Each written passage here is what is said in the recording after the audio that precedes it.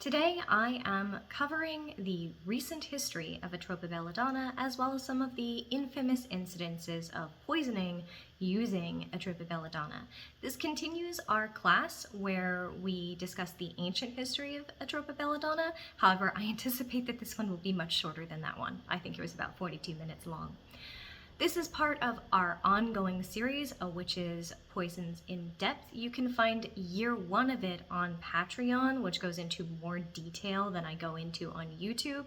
But I am moving sort of a summary version of the course to YouTube since we have now begun year two, which is also on Patreon. I hope that wasn't too confusing to follow, but let me summarize. Year one and year two of the in-depth version of this course is up on Patreon. Year one is completed, year two is begun, and you can find us there at patreon.com/Sanctum of the Craft. Our Patreon starts at $1 a month. I am moving the shorter version of year one to YouTube for all of you, but it doesn't go into as much detail. And if you'd like the notes, the write-up, the booklets, those can be found on Patreon as well. But I digress. I do want to give a content warning for what I'm about to discuss, starting with the one I normally give for which is Poisons in Depth, which is don't take this as a recommendation to go ingest a poison or to apply it to your skin. The secondary content warning is that we are discussing poisoning, and we are discussing the allopathic use of Atropa belladonna, which did have some rather disturbing effects on the people it was used on. So please be careful, and you know what's right for you to engage with. You've been warned. All right, let's get into it.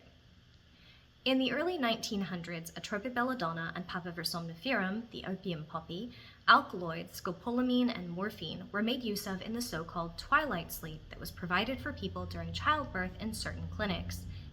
This caused an amnesiac state during labor. Unfortunately, the individuals giving birth in this state tended to thrash. Whether this was from pain or from the side effects of the injections isn't actually known, and so they had to be restrained while giving birth. Additionally, improperly prepared injections, both due to lack of training and lack of research on appropriate dosages, led to an increased number of overdose-induced deaths. By 1915, the number of twilight sleep births began to decrease due to the risk of infant death, overdose-induced death, and a variety of other complications. Modern studies with similar states have shown that, although a conscious memory is not retained, a subconscious memory is, and any endured trauma will still need to be processed, which is made more difficult by the lack of conscious memory. In 1921, this led to a series of experiments on the memories of individuals in this twilight sleep state by physician Robert Ernst Haus. He determined that individuals under the influence of the combination of drugs were unable to imagine and therefore unable to lie. This led to scopolamine being used by police as a truth serum through the 1920s, although its use was discontinued in the 1930s due to the significant adverse side effects, including hallucinations and altered states of perception, which were considered detrimental in a truth serum. In the 20th century, two of the tropane alkaloids, atropine and scopolamine, began to be used in clinical allopathic practice and research, primarily to treat vomiting, nausea, cholinergic syndromes, and depression. Pharmaceutical cigarettes made of Atropa belladonna leaves soaked in a tincture of opium, from Papaver somniferum, were still being prescribed as recently as 1930 by allopathic physicians, primarily as a treatment for asthma. In the 1930s, Atropa belladonna was observed being used as an intoxicant among boys sent into the mountains to herd animals in Croatia. Researchers recorded one interesting story in the area of a woman who was accidentally poisoned with the intoxicant and went crazy dancing into the village, which happened about 40 years before the researchers recorded it, but was still a very popular story in the village. Atropa belladonna has been depicted on stamps in Yugoslavia, Poland, England, and Albania. A special stamp in Yugoslavia was produced in the 1960s as part of a series of stamps that portrayed medicinal plants from the history of the country, which depicted Atropa belladonna, variety lutea. It was recorded in the 1960s that in the Transylvanian region of Romania, it was traditional to poison fish with Atropa belladonna, either as the berries mixed with breadcrumbs or as the stems and leaves mixed with liver, meat, and curded ewe cheese. These fish would be thoroughly cooked after having their heads removed. This practice, however, had largely disappeared by the end of the decade. In 1968, the Bonzo Dog Doo Dah Band song 11 Mustachioed Daughters, a track on the album The Donut in Granny's Greenhouse, gave a black comedy detailed account of a traditional witch's sabbat. It featured the lines, "And belladonna to make your eyes like a beast's, to anoint the body and make it shine, to drink and make thyself divine, to choose another's form and make it thine." In the 1980s, a company in Germany advertised hallucinogenic teas in youth magazines that contained plants such as Atropa belladonna, Hyoscyamus niger, Hyoscyamus muticus, and Mandragora species. In 1982, the book Right Where You Are Sitting Now, Further Tales of the Illuminati by Robert Anton Wilson contained an unverifiable account of belladonna inebriation. The short film Belladonna in 1983 by Herman de Vries depicted a magical ritual in which a young woman walks through the forest, finds Atropa belladonna, disrobes, and rubs her body with the berries. The film then attempted to portray the psychoactive trance that she fell into after having done so. Scopolamine, primarily obtained from detergent stramonium, but also from Atropa belladonna, has been used by robbers and rapists to drug their victims in modern times. And now we move into cases, also called incidents of poisoning.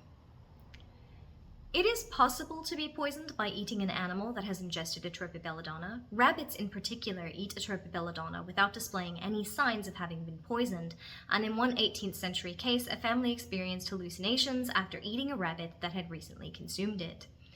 In England in 1846, two separate inquests occurred after deaths were attributed to eating berries sold by a man named Hillard, an herb gatherer. The berries had been baked into pies. In one inquest, a husband and wife were ill after eating a pie made from Hillard's berries, and the husband died. In another inquest, a 3-year-old boy had died after eating a pie made from the berries. During the inquest, people claimed that James Hillard was informed that the berries were from a poisonous plant and continued to sell them anyway. In September, Hillard stood trial at the Old Bailey for the murder of Thomas Parker. During the presentation of evidence, it was pointed out that he never attempted to sell the berries to a medical botanist, Johnny Icecox, who normally bought all of his produce from Hillard, which suggested that he was well aware of how poisonous the berries were and had sold them anyway. He denied this and so was convicted of manslaughter, not murder, and sentenced to 6 months of imprisonment. In 1868, Marie Jeanneret, a Swiss nurse, was convicted of the murder of 7 patients. She had become obsessed with the effects of Atropa belladonna, and she had experimented on herself with the plant. Eventually, she developed a tolerance for it and no longer showed symptoms. She then became a nurse who tended people in their own homes so that she could experiment on them using Atropa belladonna. She used a combination of atropine, morphine, and antimony to poison as many as 30 people, and was only arrested after a physician reported his suspicion. She won the sympathy of the jury and received only a 20-year sentence. In 1892, Robert Buchanan murdered his wife, the brothel owner Anna Buchanan, with morphine and then used atropine drops on her eyes to conceal the telltale pinpointing of the pupils that would give away that a morphine overdose was the cause of her death. Friends of Anna Buchanan brought the case to the authorities, claiming that Robert Buchanan had made remarks 2 years prior to her death during the trial of Carlisle Harris, a New York medical student charged with murdering his wife. After her death was, as Anna Buchanan's, attributed to a stroke, the pinpointing of her pupils led investigators to investigate whether it had been triggered by a morphine overdose. Harris was convicted of her murder and sentenced to death.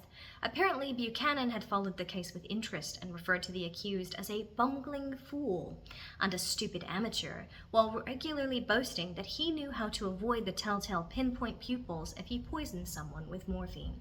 Investigations of Anna Buchanan's body did find morphine, and Buchanan was put on trial. During the trial, the prosecution brought in a cat and injected it with morphine, then treated its eyes with drops of atropine.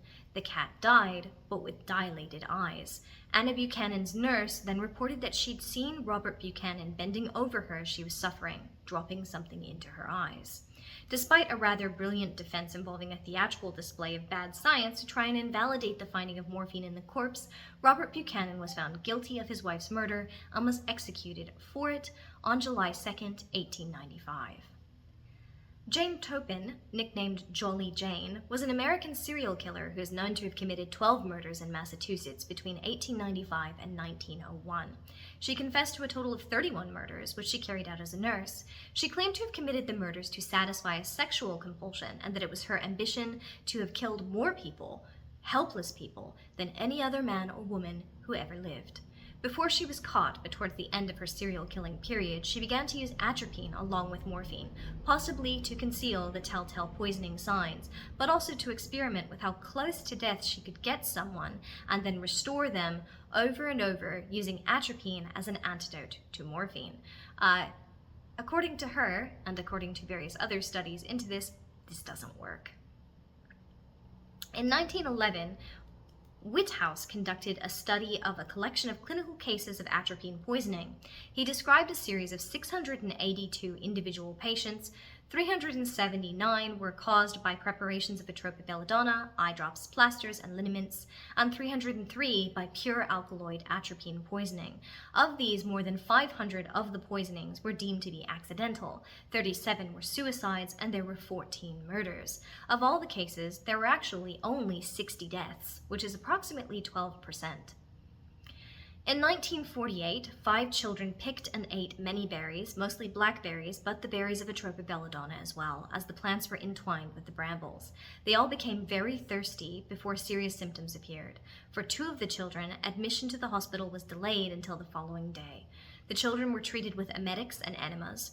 It was estimated that 1 boy ate up to 40 berries, and 2 of the girls had eaten 20 to 30 berries. No atropa belladonnas were recovered from the other 2 boys, and all 5 of the children survived.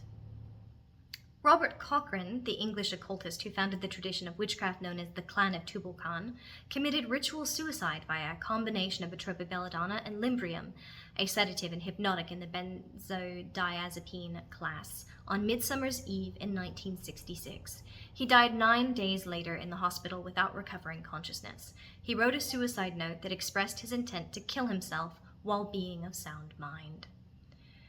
In 1996, a study of 29 years of plant poisoning in Switzerland found that atropa belladonna caused more serious incidences of poisoning than any other poisonous plant, at a rate of 2 per year on average, but that none of them had actually resulted in death.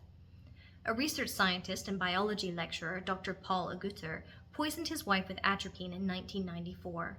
One night, Dr. Agutter poured his wife Alexandria a large gin and tonic, which contained atropine. The bitter quinine helped to disguise the taste. 5 minutes later, she collapsed. She complained of pain in the throat, desperate thirst, nausea, dizziness, and visual hallucinations. She would later describe these as having a gossamer silk effect, which is common when poisoned with an anticholinergic drug. Dr. Agutter did not call emergency services, but instead called and left a message for the family's general practitioner. Fortunately, the call was relayed to a locum practitioner who immediately went to the house and was told by Dr. Agutter that the tonic water must have somehow been contaminated. He gave the bottle to the ambulance workers. One ambulance technician insisted on also seeing the glass of gin and tonic and poured its contents into a jam jar and took it away. A similar case then occurred nearby in the family of the Sharwood Smiths. Mrs. Smith and her son Andrew, aged 18, both fell ill after drinking tonic water. Mrs. Smith's husband was a consultant anesthetist and told the police that he believed atropine was responsible and that he was familiar with the drug from his clinical practice. A police forensic analyst was called and identified that the poison in the tonic water was indeed atropine. The next day, Safeway stores throughout the United Kingdom removed all bottles of Indian tonic water. At a press conference, the company asked everyone in the region of Edinburgh that had purchased bottles at the Hunter's Tryst store to turn their bottles over to the police. It was confirmed by the Forensic Science Laboratory that 6 bottles of tonic water had been poisoned with atropine. A panic then gripped Edinburgh, and the police were inundated with calls. A person wrote to the local newspaper and claimed that he was the poisoner, which was later determined to be false when the 25-year-old was detained under the Mental Health Act and charged with wasting police time. Dr. Agutter claimed that someone else had poisoned the bottles in Safeway and that he had unknowingly poisoned his wife. However, a student at Napier College, where Agutter was a member of the faculty, who worked as a part-time shelf-stocker at the Hunter's Tryst store, had observed a man putting bottles on the shelf where the Indian tonic was stocked, and his description matched Dr. Agutter. The security tape was reviewed and confirmed that Dr. Agutter was in the store that day. However, the tape recorder linked to the specific camera watching that area was not working. Dr. Howard Oakley, a forensic scientist, studied both the bottles of poison tonic water and the gin and tonic from Mrs. Agutter's glass. He determined that the concentration of atropine was 292 milligrams per liter, but that the bottle of tonic found at the Agutter's house was only 103 milligrams per liter. Especially when allowing for dilution of the tonic by the gin, it was evident that more atropine had been added to the gin and tonic than was in the bottle of tonic. Atropine was also found on a cassette case in Agutter's car. Dr. Agutter was found guilty of attempted poisoning and served a sentence of 12 years. The last I found any record of him, he was teaching at a university in Birmingham as a lecturer in medical ethics. In September 2012, a German monk on a camping trip mistook Atropa belladonna berries for edible fruit and ate them. He was discovered wandering around, completely naked, hallucinating, and manic by a hiker, but rejected all attempts at assistance. The hiker contacted the police, who took the monk to the hospital, where he was diagnosed and treated and made a full recovery. Okay. I know that this was rather short. I didn't want to go into every single incident of Atropa belladonna poisoning in history, because that would take a while. So next time we will pick up on magical and ceremonial uses, and then if there is enough interest expressed on YouTube, I will also film the information on toxicology, chemical constituents, allopathic medical uses of the plant. I can get into how to grow it, how to harvest it, how to store it, and dosage and recipes. All of that content is available on our Patreon, but previously on YouTube, it hasn't been well responded to. So let me know if you're interested in that being posted to YouTube. I'm happy to do it. I just don't want to do it if people aren't interested. Okay. Please be sure to like, subscribe, leave us a comment expressing your interest, or even leave us a question for Ask a Witch, because I will be filming some answers to people's common questions this week. I hope you all have a wonderful whatever time of day it is, and be safe out there, everyone. One of my 3 cats would really like me to understand that it is quite cold in our Victorian house, and therefore she desperately needs to snuggle me underneath a pile of blankets, and I should not be in the living room where she can't reach me, and I should be snuggling her instead. So periodically through this video, she may whine at the parlor doors.